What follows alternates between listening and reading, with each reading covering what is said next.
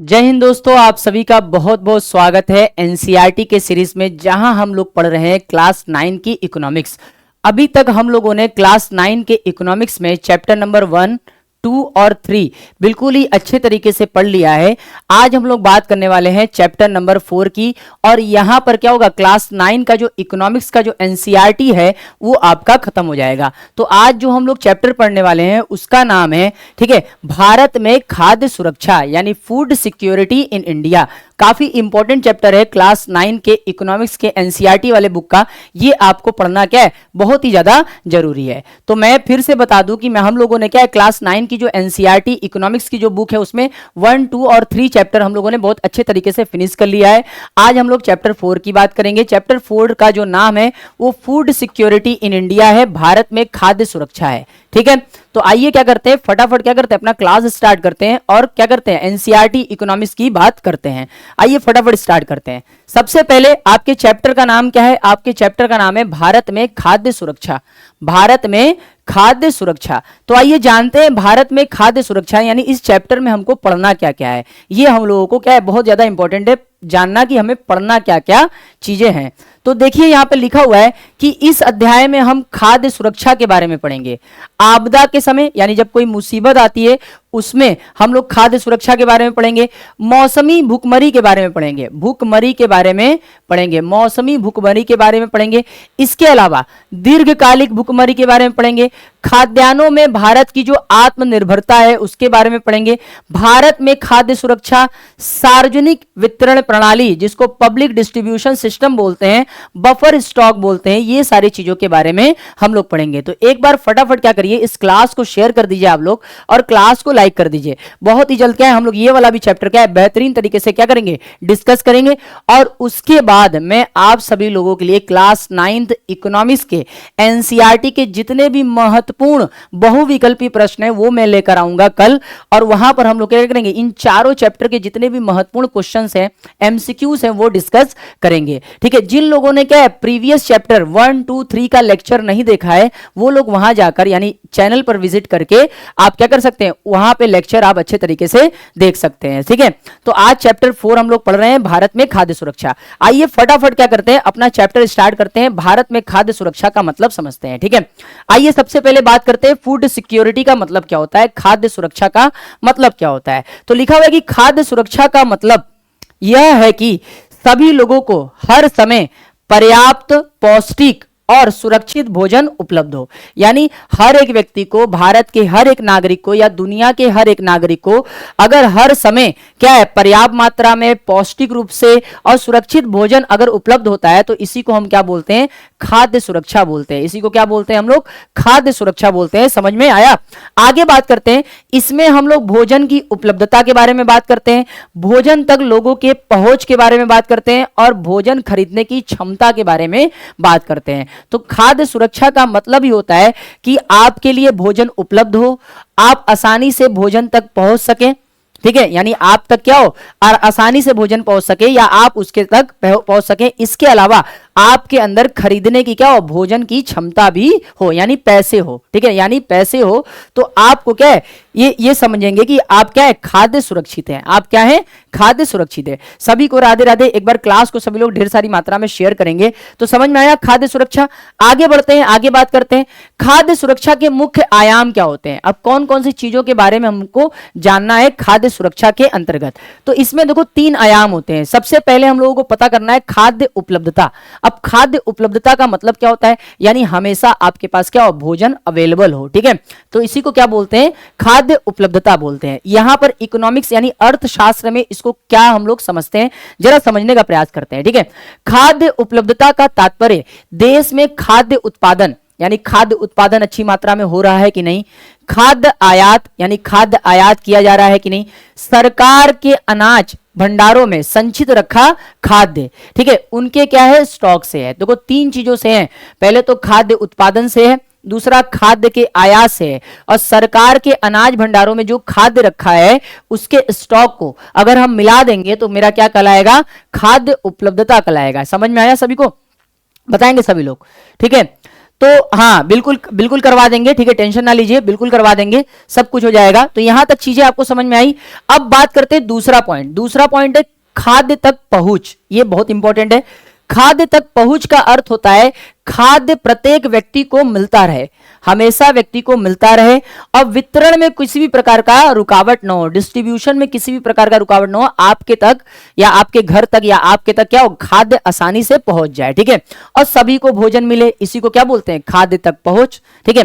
फिलहाल हम लोग भारत में देखते हैं कि जो भिखारी लोग हैं, जो भूमिहीन किसान हैं, जो छोटे मोटे काम करने वाले शहर के लोग हैं, उनके पास भोजन उतनी मात्रा में नहीं पहुंच पाता जितना उनको जरूरत होती है। तो यही चीज हमको क्या यहां पे बताने का प्रयास किया जा रहा है कि भारत में कितने लोग खाद्य सुरक्षा से सुरक्षित हैं और कितने लोग असुरक्षित हैं, ये हम लोग डिस्कस कर रहे हैं। तीसरा देखो, भोजन खरीदने का सामर्थ्य। आपके पास भोजन खरीदने का क्या होना चाहिए, सामर्थ्य होना चाहिए, यानी पैसा होना चाहिए, कहने का मतलब यही है। तो भोजन खरीदने की सामर्थ्य का अर्थ है कि लोगों के पास अपनी भोजन की आवश्यकता को पूरा करने के लिए, ठीक है, पर्याप्त और पौष्टिक भोजन खरीदने के लिए क्या होना चाहिए, धन होना चाहिए, यानी पैसा होना चाहिए।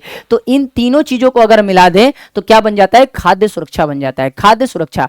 तो आप लोग बताइएगा, क्या आपके पास खाद्य उपलब्ध है, क्या आप तक खाद्य का आसानी तक पहुंच है, क्या भोजन खरीदने का अगर आप सामर्थ्य रखते हैं तो आप क्या माने जाएंगे, खाद्य सुरक्षित माने जाएंगे, यानी आपका क्या होगा, आपके घर में किसी भी प्रकार का भोजन से संबंधित किसी प्रकार का दिक्कत नहीं होगा। तो यही खाद्य सुरक्षा के क्या है, 3 आयाम है, याद रखेंगे। आगे बढ़ते हैं, नेक्स्ट टॉपिक की बात करते हैं। खाद्य सुरक्षा किन पर निर्भर करती है। अब खाद्य सुरक्षा किस पे निर्भर करती है, ये हम लोगों को डिस्कस करना है, ठीक है। आइए फटाफट इसको भी डिस्कस करते हैं। खाद्य सुरक्षा किन पर निर्भर करती है, तो ध्यान रखेंगे, सारे पॉइंट्स ध्यान रखेंगे, आगे हम लोग इसको डिटेल में पढ़ेंगे इसी जगह, ठीक है। तो पहला है सार्वजनिक वितरण प्रणाली, ठीक है, इसको बोलते हैं पब्लिक डिस्ट्रीब्यूशन सिस्टम। आप लोग देखे होंगे कि जो गरीबी रेखा से नीचे जो जीवन यापन करने वाले लोग हैं, उनको राशन की दुकानों पर क्या होता है, मुफ्त में राशन प्रदान किया जाता है। तो वो सिस्टम क्या कहलाता है, उसको बोलते हैं, ठीक है, सार्वजनिक वितरण प्रणाली या पब्लिक डिस्ट्रीब्यूशन सिस्टम बोला जाता है। तो पहला ये हो गया। दूसरा शासकीय सतर्कता। जितने भी हमारे देश में सरकार के जो स्तर है, चाहे केंद्र सरकार हो, चाहे राज्य सरकार हो, या स्थानीय स्तर की सरकार हो, उनका ये एक जिम्मेदारी बनता है कि वो क्या करें, अपने एरिया या अपने क्षेत्र के लोगों को क्या करें, खाद्य उपलब्ध कराएं, उन्हें खाद्य से सुरक्षा प्रदान करें। तो ये आ गया। इसके अलावा खाद्य सुरक्षा के खतरे की स्थिति में सरकार द्वारा जितनी भी कार्रवाइयां की जाती हैं, ठीक है, वो सभी क्या करती है, निर्भर करती है खाद्य सुरक्षा पर। अब यहां पे एक पॉइंट और लिखा हुआ है कि खाद्य सुरक्षा कब सुनिश्चित होती है, ठीक है, मतलब आप अपने आप को, ठीक है, कब खाद्य सुरक्षित समझ सकते हैं, आप अपने आप को कब खाद्य क्या है, सुरक्षित समझ सकते हैं, या फूड सिक्योरिटी क्या है, आप कह सकते हैं कि आपके पास क्या है, फूड सिक्योरिटी अच्छी खासी है। तो यहां पे लिखा हुआ है कि किसी भी देश में खाद्य सुरक्षा केवल तभी सुनिश्चित होती है जब 3 कंडीशन है, तीनों याद रखना है, ठीक है। सभी लोगों के पास पर्याप्त क्या हो, खाना हो। दूसरा, सभी लोगों के पास स्वीकार्य गुणवत्ता के खाद्य पदार्थ खरीदने की क्षमता भी हो, मतलब कि उनके पास खाना तो हो लेकिन खाने में क्वालिटी भी तो हो, ठीक है, वो खाना खाकर उनका क्या करो, उनका लाइफ स्टाइल बेटर हो, उनको एनर्जी मिले। तो ऐसे ऐसे प्रोडक्ट उनके पास या ऐसे फूड उनके पास होने चाहिए।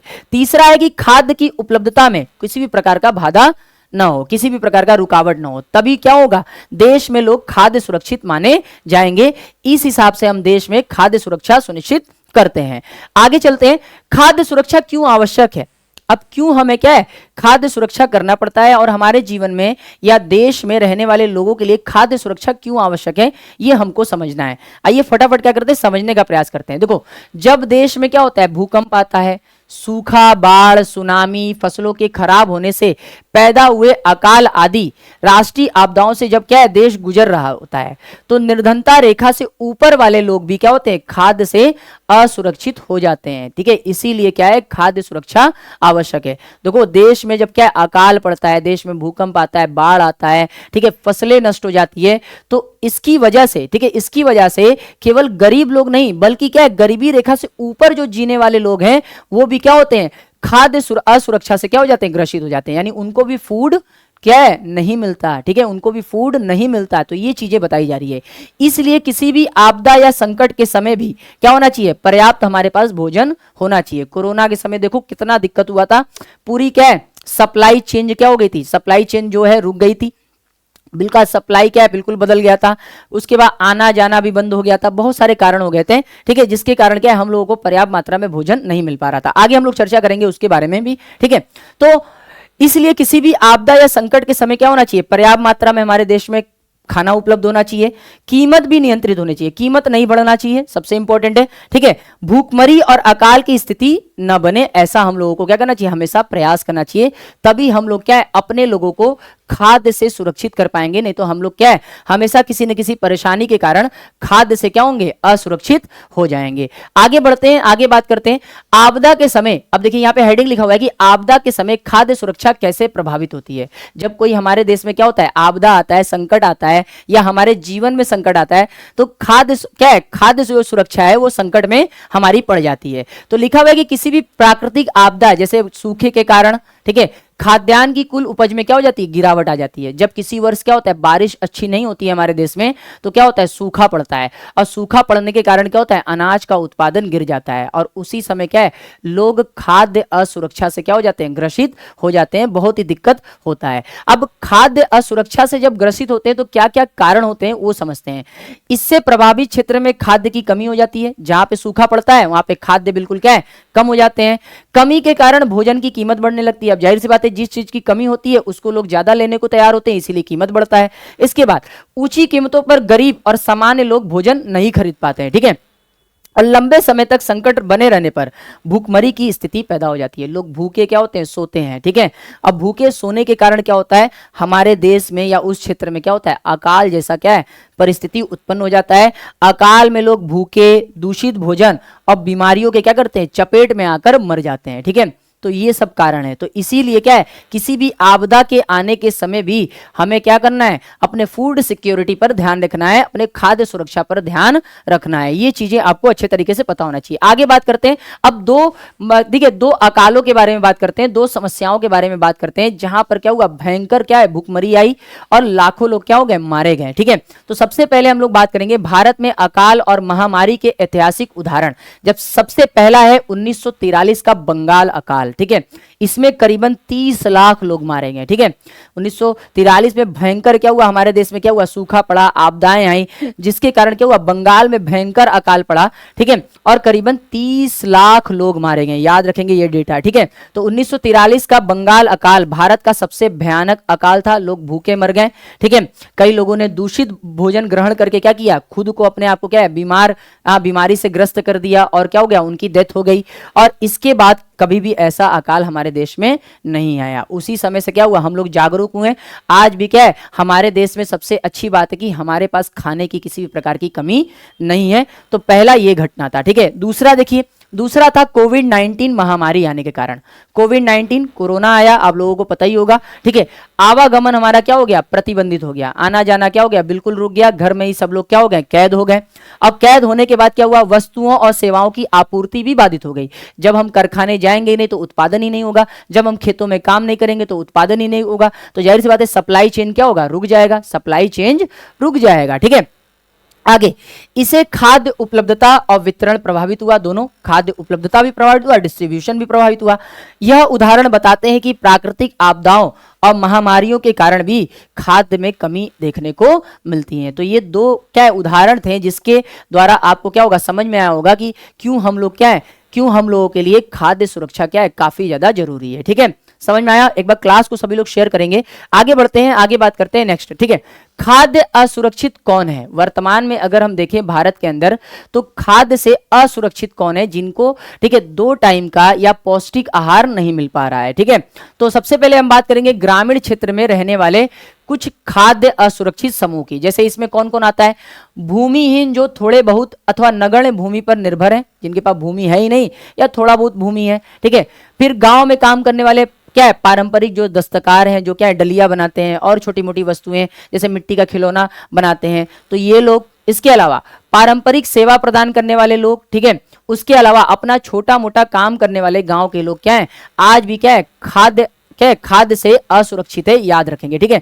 इसके अलावा जो निराश्रित है यानी दूसरे के ऊपर डिपेंड है, और भिखारी लोग आज भी क्या है, खाद्य सुरक्षा इनके पास नहीं है, ये आपको पता होना चाहिए। दूसरा अगर हम बात करें तो शहरी क्षेत्र में कौन कौन से ऐसे लोग हैं जो खाद्य से असुरक्षित है, आप बताएंगे, ठीक है। तो अगर हम बात करें शहरी क्षेत्रों में खाद्य की दृष्टि से असुरक्षित वे परिवार हैं जिनके कामकाजी सदस्य कम वेतन पर काम करते हैं और अनियत श्रम बाजार में काम करते हैं या मौसमी रोजगार में लगे हुए हैं, तो इन लोगों के पास क्या होता है, आय बहुत कम होता है। ये लोग क्या होते हैं, खाद्य से असुरक्षित देखने को मिलते हैं। समझ में आया? अगर चीजें समझ में आ रही है तो एक बार क्लास को सभी लोग शेयर करिएगा, ठीक है, क्लास को समझने का प्रयास करिएगा। ये सारा टॉपिक क्या है, बहुत इंपॉर्टेंट है।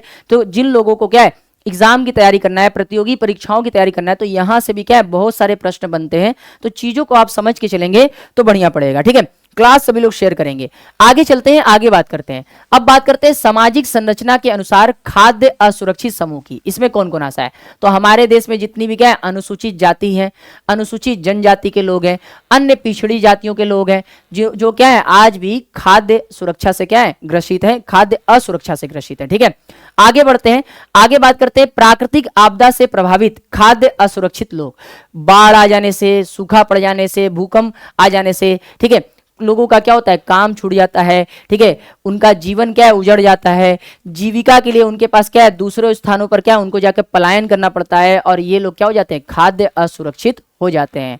ये आपको पता होना चाहिए। फिर उसके बाद हमारे देश में सर्वाधिक खाद्य असुरक्षित समूह कौन कौन से हैं, ये आपको पता होना चाहिए। तो खाद्य असुरक्षा से ग्रस्त आबादी का एक बड़ा भाग हमारी गर्भवती महिलाएं हैं, इसके अलावा दूध पिला रही महिलाएं हैं, और 5 वर्ष के कम उम्र के बच्चे हैं। ये समूह सबसे ज्यादा क्या है, खाद्य असुरक्षा से ग्रसित है। ये आपको पता होना चाहिए। चलिए आगे बढ़ते हैं, आगे बात करते हैं भारत के वे क्षेत्र जहां खाद्य असुरक्षा आपको सबसे ज्यादा देखने को मिलता है।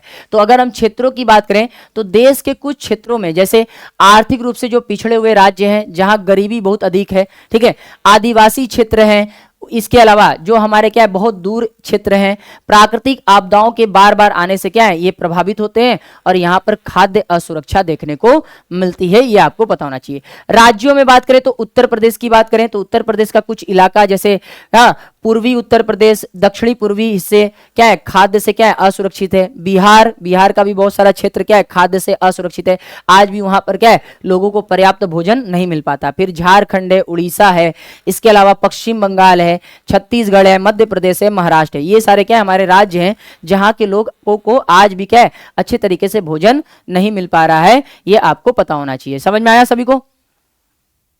ठीक है, बिल्कुल बिल्कुल फायदा होगा, ठीक है, बिल्कुल फायदा होगा। चीजें आप क्या है, ध्यान से पढ़ेंगे, यहां से भी क्या है, आपके बहुत सारे क्वेश्चंस आते हैं, तो चीजों को समझने का प्रयास करेंगे। आगे चलते हैं, आगे बात करते हैं। अब बात करते हैं दीर्घकालिक भूखमरी क्या होती है। तो दीर्घकालिक भूखमरी का एकदम अगर साधारण अर्थ बात करें तो लंबे समय तक जो लोग क्या है, भूखे हैं, जिनको पर्याप्त मात्रा में क्या है, लंबे समय तक भोजन नहीं मिल पा रहा है, उसी को हम लोग क्या बोलते हैं, दीर्घकालिक भूखमरी कहते हैं। समझ में आया? समझ में आया सभी को? आगे चलें, हाँ आगे बात करते हैं। तो लिखा हुआ है कि दीर्घकालिक भूखमरी की मात्रा एवं गुणवत्ता के आधार पर अपर्याप्त आहार ग्रहण करने के कारण होती है। गरीब लोग अपनी अत्यंत निम्न आय के कारण जीवित रहने के लिए खाद्य पदार्थ खरीदने में क्या होते हैं, असक्षम होते हैं, और इस तरीके से क्या होता है, उनके पास दीर्घकालिक भूखमरी देखने को मिलती है, और लंबे समय तक क्या है, भूखे रहते हैं। भूखे रहने का मतलब क्या, उनको पौष्टिक आहार नहीं मिल पाता, उनको उतना आहार नहीं मिल पाता जितना उनको जरूरत होता है। ये आपको अच्छे तरीके से पता होना चाहिए। अब बात कर लेते हैं मौसमी भूखमरी, ये भी पूछा गया क्वेश्चन है। तो मौसमी भूखमरी फसल उपजाने और काटने के चक्र से संबंधित है। यह ग्रामीण क्षेत्रों की कृषि क्रियाओं के मौसमी प्रकृति के कारण क्या है, उत्पन्न होती है। नगरीय क्षेत्रों में अनियमित श्रम के कारण उत्पन्न होती है। जैसे बरसात के मौसम में, याद रखेंगे, अनियत निर्माण श्रमिक को क्या होता है, कम काम रहता है, और वो लोग क्या होते हैं, मौसमी भूखे हो जाते हैं, ठीक है।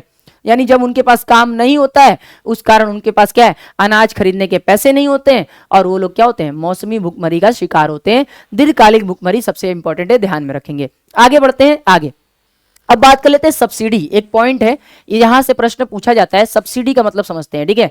सब्सिडी का मतलब होता है आर्थिक सहायता। क्या बोलते हैं, आर्थिक सहायता। जरा समझने का प्रयास करेंगे सब्सिडी का मतलब क्या होता है। सरकार द्वारा नागरिकों, व्यवसायियों और उद्योगों को दी जाने वाली एक प्रकार की वित्तीय सहायता है। ये क्या है, फाइनेंशियल हेल्प है, याद रखेंगे। इसका मुख्य उद्देश्य क्या है, आवश्यक वस्तु, हमारे देश में जो आवश्यक वस्तु और सेवाएं हैं, जैसे राशन, ईंधन और खाद की लागत कम करना है, और आर्थिक विकास को बढ़ावा देना है, और सामाजिक कल्याण को सुनिश्चित करना है। इसीलिए सरकार क्या करती है, लोगों को, व्यवसायियों को, उद्योगों को क्या करती है, क्या करती है, सब्सिडी देती है। ये सीधे या तो उनके क्या करती है, नगद उनके खाते में क्या करती है, हस्तांतरित करती है, या छूट के रूप में दे देती है। ठीक है, कभी कभी देखो तुम लोग देखते होगे कि मार्केट में किसी वस्तु का क्या है, दाम बहुत ज्यादा बढ़ जाता है। ठीक है, और वो वस्तुएं क्या होती हैं, हमारे जीवन के लिए बहुत ज्यादा आवश्यक होती है। तो सरकार चाहती है कि सभी लोगों को वो वस्तु उपलब्ध हो। इसके लिए वो क्या करती है, हमें या तो जो वो उस वस्तु का उत्पादन करता है उसे क्या करती है, कुछ आर्थिक सहायता देती है और उसे बोलती है कि तुम इस वस्तु को क्या करो, कम कीमत पर बेचो। ठीक है, बाकी का जितना पैसा होगा, यदि वो 20 रुपए की वस्तु है तो तुम इसको 10 रुपए में बेचो, ऐसा सरकार कहती है। बाकी 10 रुपए हमसे ले लो। ठीक है, सरकार बोलती है 10 रुपए हमसे ले लो और इस वस्तु को तुम मार्केट में क्या करो, केवल 10 रुपए ही बेचो। बाकी तुमको 20 रुपए तो मिल ही रहा है, 10 रुपए तुम ग्राहक से ले लोगे, 10 रुपए सरकार से ले लोगे। तो इस तरह की सहायता को क्या बोला जाता है, सब्सिडी बोला जाता है। ठीक है, आप लोग के घर में क्या होगा, एलपीजी सिलेंडर आता होगा। ठीक है, उस पर क्या करती है सरकार, सब्सिडी देती है।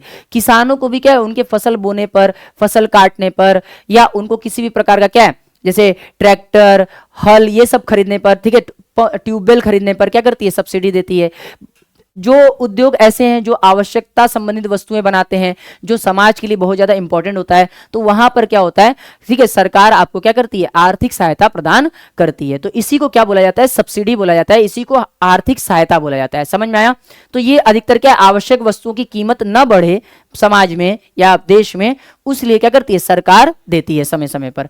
आगे बात करते हैं सब्सिडी। फिर वही लिखा हुआ है कि सब्सिडी वह भुगतान है जो सरकार द्वारा किसी उत्पादक को बाजार में कीमत अनुपूर्ति के लिए, यानी कीमत ज्यादा बढ़े ना, उसके लिए दिया जाता है। सहायकी से, सहायकी भी बोलते हैं इसको, सहायकी से घरेलू उत्पादकों के लिए ऊंची आय कायम रखते हैं और उपभोक्ता कीमतों को कम किया जा सकता है। देखो, एक तो क्या है, उत्पादकों को भी फायदा हो जाता है क्योंकि आधा पैसा सरकार दे देती है और आधा उनको कस्टमर से मिल जाता है, और कस्टमर को भी फायदा हो जाता है कि कस्टमर को क्या है, कम दाम पर क्या है, वो वस्तुएं उपलब्ध हो जाती हैं। तो यही होता है सब्सिडी। ठीक है, समझ में आया?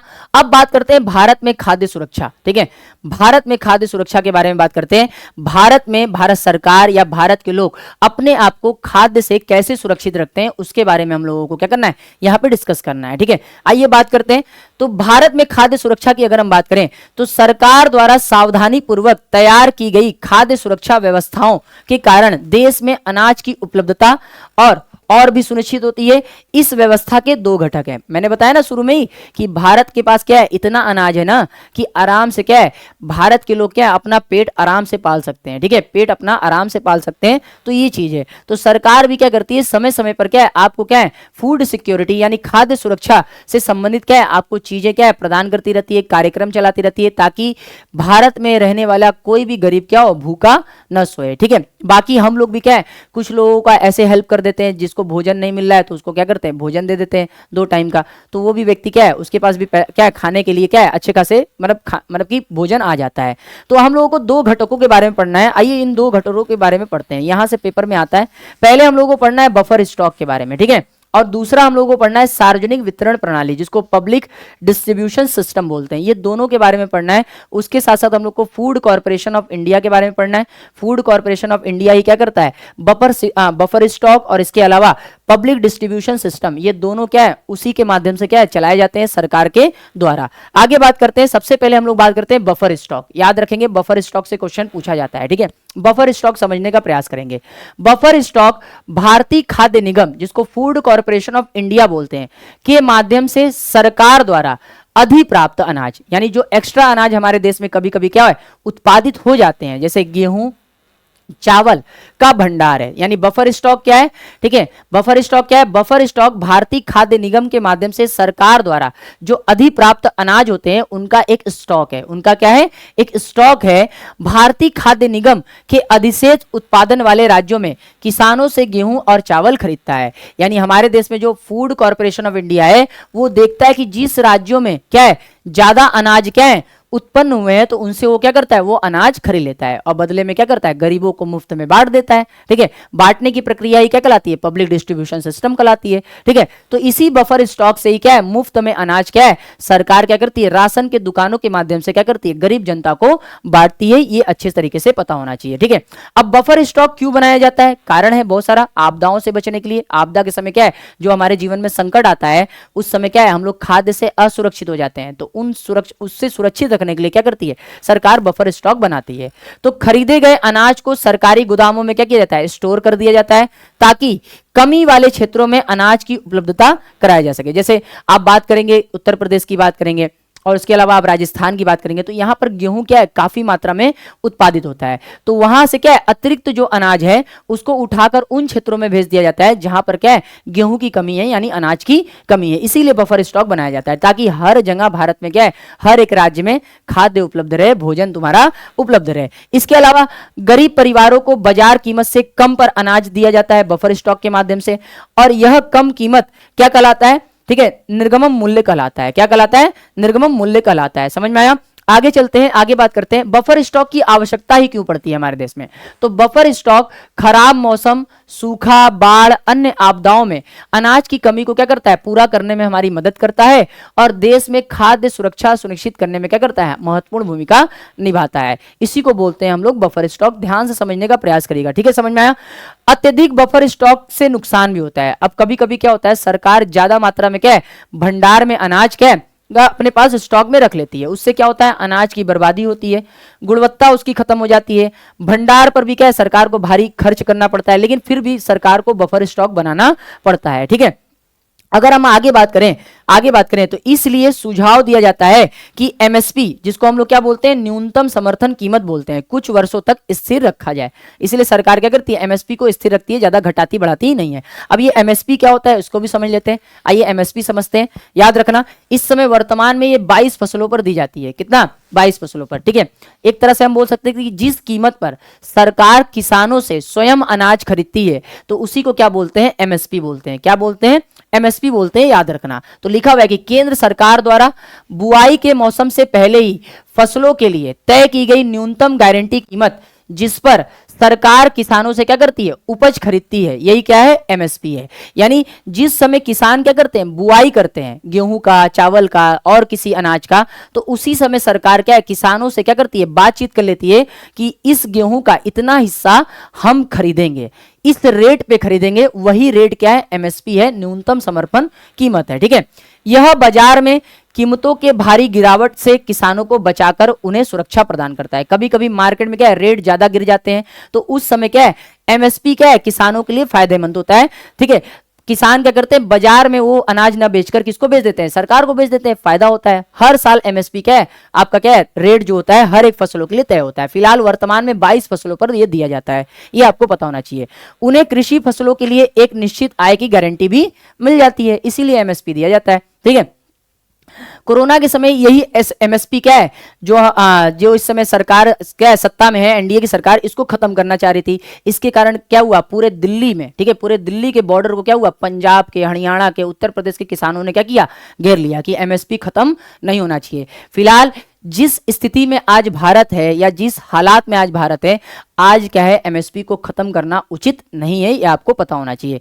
क्योंकि हमारे आज भी जो छोटे मोटे किसान हैं, बड़े किसान तो काफी कमा रहे हैं, लेकिन जो छोटे किसान थे, जिनके पास अपनी भूमि नहीं है, वो बड़े किसानों के क्या है, खेतों में जाकर क्या करते हैं, मेहनत मजदूरी कर कर कमा रहे हैं, उनके लिए, या जिनके पास बहुत थोड़ी सी भूमि है, उनके लिए भी क्या है, एमएसपी बहुत जरूरी है, ठीक है।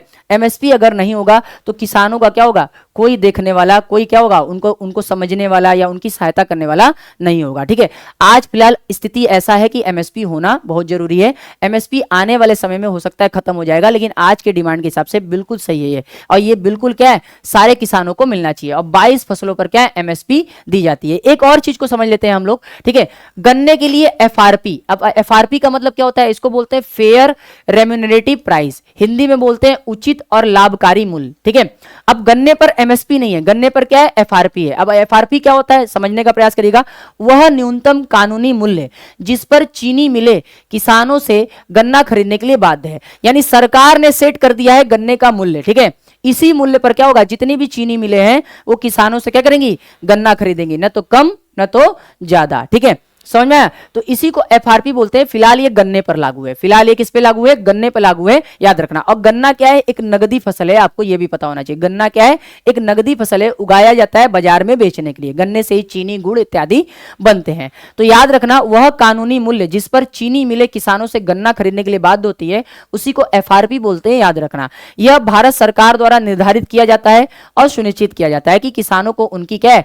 उपज का उचित क्या हो? मुआवजा मिले। तो एफआरपी आपको कोई नहीं बताएगा, ठीक है? आपको एमएसपी केवल पढ़ाया जाएगा, एफआरपी के बारे में डिस्कस भी नहीं किया जाता। तो एफआरपी भी आप लोग ध्यान में रखेंगे, गन्ने पर दिया जाता है, ठीक है? चलिए आगे बढ़ते हैं, कुछ और चीजों के बारे में बात कर लेते हैं। अब एमएसपी की कुछ और चीजों के बारे में डिटेल से बात कर लेते हैं। उद्देश्य क्या है? बाजार में अधिक उत्पादन और कीमतों में भारी गिरावट के कारण किसानों को होने वाले नुकसान से बचाना है, इसीलिए एमएसपी दिया जाता है। सरकार वर्तमान में 22 फसलों पर एमएसपी निर्धारित करती है, ठीक है? जिसमें अनाज, धान, गेहूं, दालें, तिलहन, नगदी फसलें इत्यादि शामिल है। निर्धारण कौन करता है? एमएसपी का निर्धारण कौन करता है? तो याद रखेंगे, कृषि लागत एवं मूल्य आयोग, जिसको सीएसीपी बोलते हैं, के सिफारिशों पर आर्थिक मामलों की जो कैबिनेट समिति है, ठीक है? कैबिनेट समिति है जिसको सीईए बोलते हैं, इसके द्वारा निर्णय लिया जाता है। समझ में आया? सिफारिश कौन करता है? सीएसीपी, और फिर उसके बाद निर्णय कौन लेता है? सीईए। याद रखेंगे। आधार क्या है? एमएसपी निर्धारित करते समय उत्पादन लागत, मांग पूर्ति, घरेलू अंतर्राष्ट्रीय कीमतों को भी क्या है? ध्यान में रखा जाता है। भारत में इसे पहली बार याद रखना 1966 और 67 में शुरू किया गया, यानी हरित क्रांति के समय। ये आपको पता होना चाहिए। चलिए आगे बढ़ते हैं, अब कुछ और चीजों के बारे में बात कर लेते हैं। भारत सरकार द्वारा 22 फसलों पर क्या एमएसपी दिया जाता है। इनमें से याद रखेंगे, पूछा जाता है, एग्जाम में पूछा गया है, 14 खरीफ की फसलें होती हैं, 6 रबी की फसलें होती हैं और 2 वाणिज्यिक फसलें होती हैं। याद रखेंगे, समझ में आया? इसके अतिरिक्त गन्ने पर क्या दिया जाता है? एफआरपी दिया जाता है। यानी कुछ 23 फसलों का कीमत जो निर्धारण करने का काम है वो हमारे देश में केंद्र सरकार करती है। अब ये जो 14 खरीफ की फसल है, यहां पे आपको क्या है लिखा हुआ है, पढ़ लीजिएगा सभी लोग।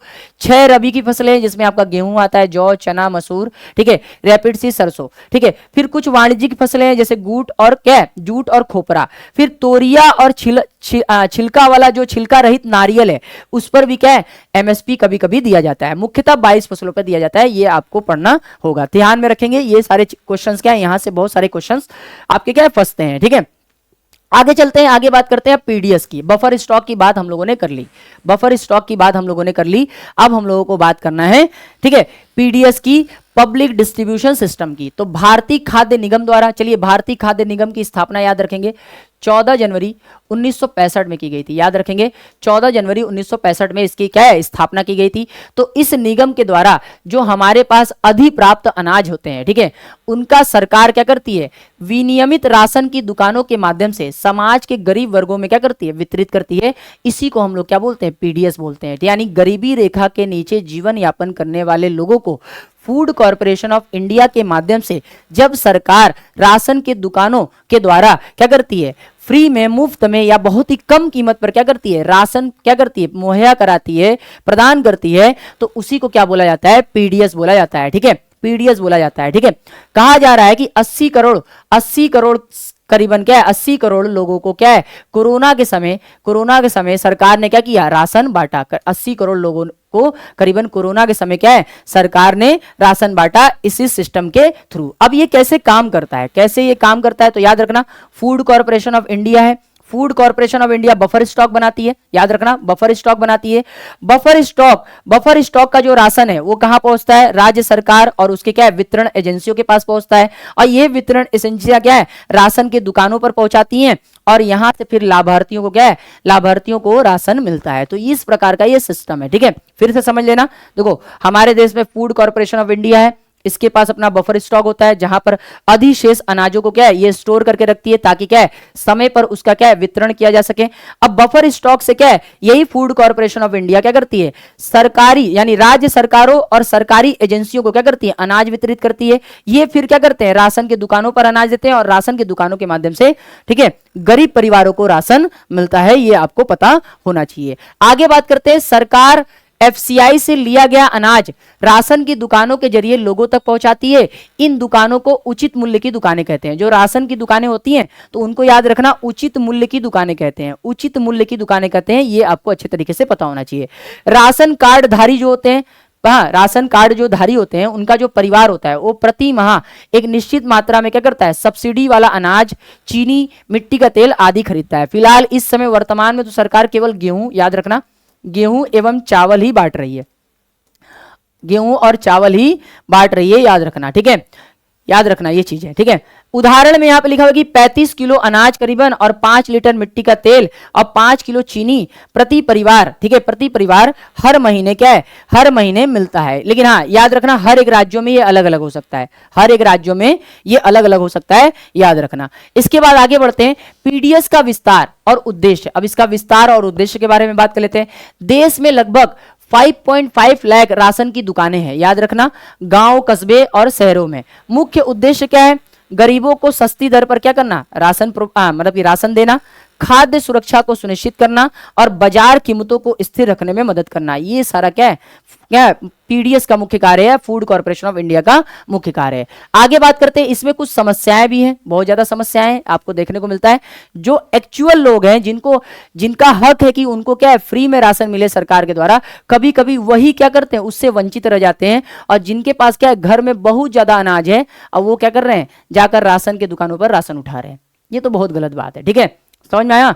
जिनको मिलना चाहिए उनको नहीं मिल रहा है, ऐसा हमको देखने में आता है। मैंने भी देखा है कि बहुत सारे ऐसे गरीब परिवार हैं जिनका अपना राशन कार्ड नहीं है, ठीक है, और राशन के दुकानों पर क्या है, मतलब कि ये उचित मूल्य वाली जो दुकानें हैं वहां पर जाकर वो राशन नहीं ले सकते, ठीक है। लेकिन बहुत सारे ऐसे मैंने परिवार देखे हैं जो संपन्न हैं, ठीक है, जिनके पास क्या है, खाद्य की उपलब्धता अच्छा खासा है, ठीक है, मतलब वो खाद्य सुरक्षित है, फिर भी जाके राशन के दुकान से क्या कर रहे हैं, राशन उठा रहे हैं, जो कि गलत बात है, ऐसा नहीं होना चाहिए, ठीक है, समझ में आया।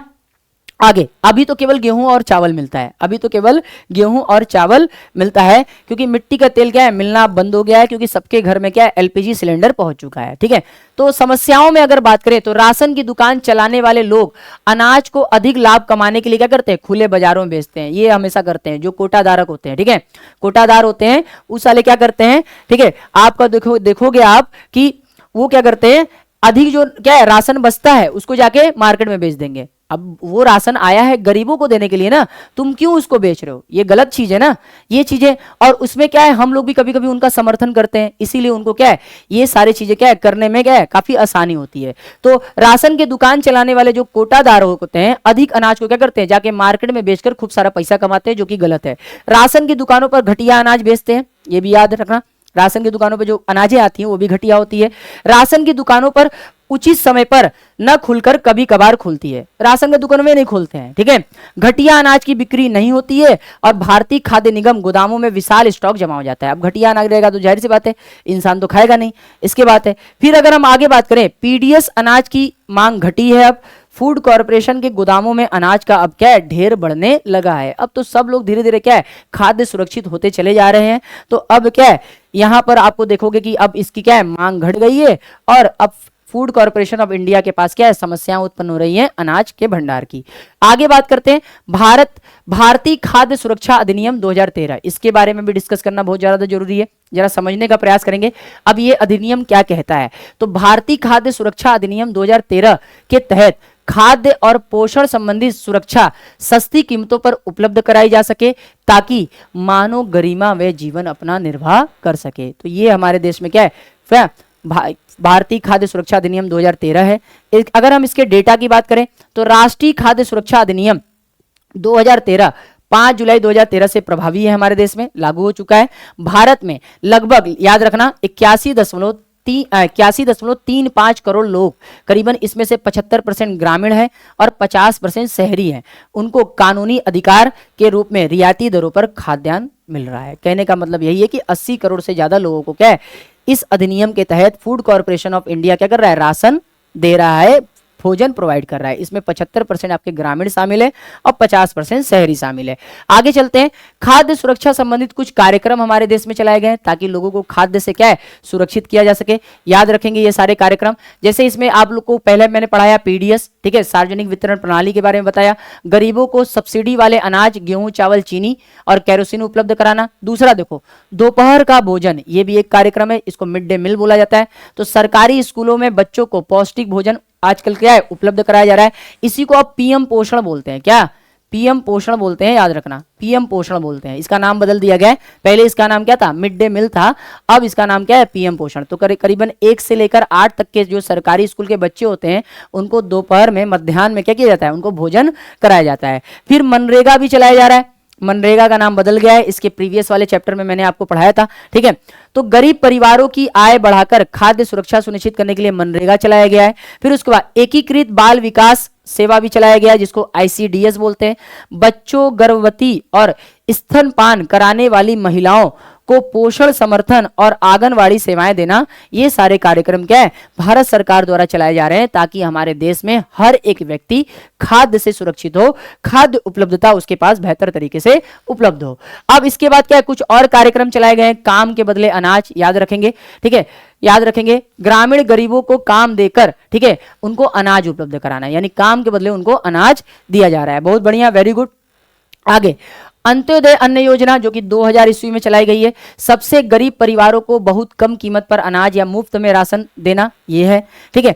अन्नपूर्णा योजना भी चलाई गई है, 65 वर्ष से अधिक उम्र के गरीब वरिष्ठ नागरिकों को मुफ्त में या सस्ते में अनाज उपलब्ध कराना, ये चीजें भी आपको पता होनी चाहिए। समझ में आ रहा है? आगे देखिए, अब कुछ सहकारी समितियों के बारे में बात कर लेते हैं। ये भी क्या करते हैं, खाद्य सुरक्षा के लिए काम करते हैं, ये लोग भी खाद्य सुरक्षा के लिए काम करते हैं, तो इनके बारे में भी आपको पता होना चाहिए, ठीक है। तो सहकारी समितियां निर्धनों को सस्ती दर पर खाद्यान्न उपलब्ध कराने में सहायक है।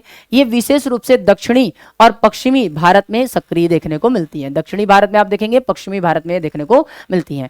अब इनका महत्व क्यों है, अब इनका महत्व क्यों है समझते हैं। सरकारी समितियों का महत्व, सरकारी समितियां सार्वजनिक वितरण प्रणाली का पूरक है, मतलब अगर कहीं पर क्या है, ये सिस्टम मौजूद नहीं है तो ये सहकारी समितियां वहां पे काम करती हैं। स्थानीय स्तर पर ये क्या करती है, खाद्य उपलब्धता और पहुंच को बढ़ाती है। किसानों को उचित मूल्य पर और उपभोक्ताओं को सस्ता सामान दोनों को उपलब्ध कराती हैं। सामुदायिक भागीदारी और स्व सहायता को बढ़ावा देती है। तो इनका भी क्या है, काफी अच्छा क्या है, योगदान रहा है, विशेष तौर पर दक्षिण और पश्चिमी भारत में।